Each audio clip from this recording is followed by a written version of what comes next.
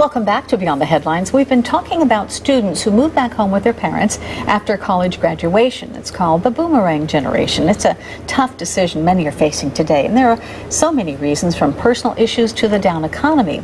According to the 2010 census, the number of adult children living at home has grown by about 7% since 2000. Here in the studio with me right now from San Jose State University are Aryton Oliver, he's a student, and Daniel Newell, also a student and a job developer and marketing specialist. So Aryton, let me start with you. And you're going to school full time, you're not living at home. No, ma'am. Are you thinking about moving back home? I am considering moving back home.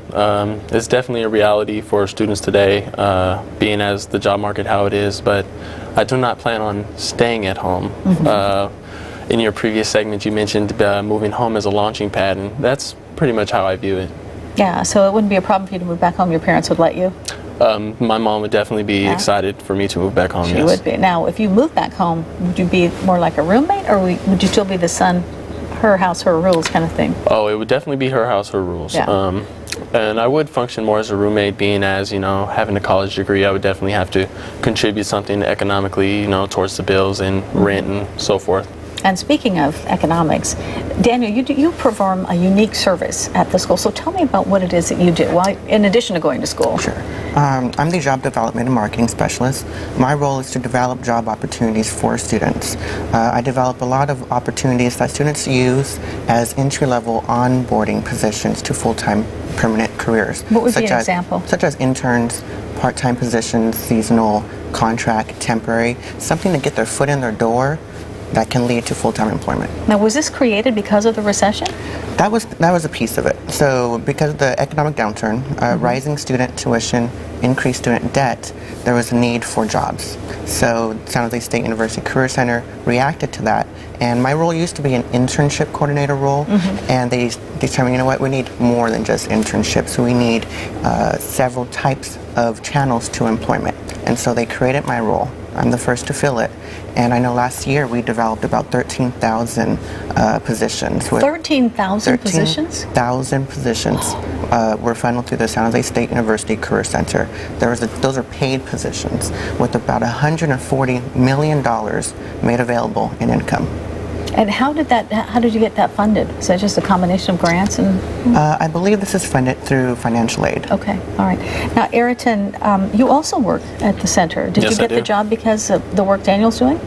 I actually got the job, yes, through the work that Daniel is doing, and through a website that our Career Center provides known as Sparta Jobs. It's basically a job database where students such as myself can search for part-time student positions on campus. I actually have 2 of those positions on campus. Oh, so you have 2 internships? No, two part-time student assistant jobs. Okay, wow. All right, and how many units are you carrying? 14. All right, and Daniel, you guys have a heavy load going on here.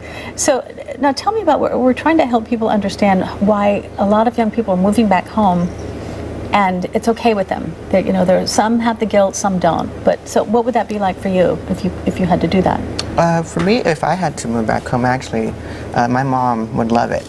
So it's not a negative thing. Yeah. My mom would love for me to move back home. So it would be a pleasant experience. Okay, all right. And Aryton, why do you think all of this is going on right now? When you talk to your friends, what do they say? Basically, the attitude held by students is they understand the job market. They understand that the economy is how it is, and they see really moving home as a stepping stone, just a necessary step on the path to their career. And it's not something that would affect your self-esteem at all? From what I've gathered, I don't necessarily understand students to take it as a blow to their self-esteem. I mean, they did just graduate with a degree from a 4-year university, so really just looking at it as a stepping stone. Just a way, what you have to do, right? Now, Daniel, are there some other services that are available? Yeah, so part of my role is to help businesses connect to students.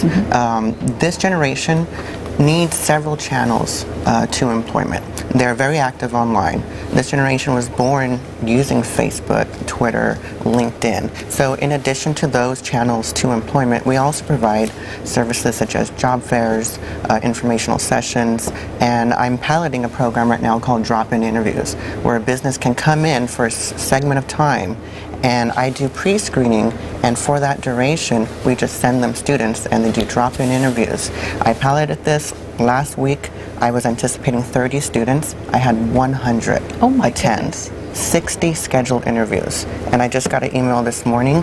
The first wave of them will start work on December 12th. Well, it was a 12-day wraparound time. That is unbelievable. Well, congratulations to both of you for your great work ethic. And I wish you all the success in the world. Thank you. All right. And thanks for that program at the college, too. Wow, that's huge. And unfortunately, we are out of time. A big special thanks to all of our guests for joining us today. That is it for this edition of Beyond the Headlines.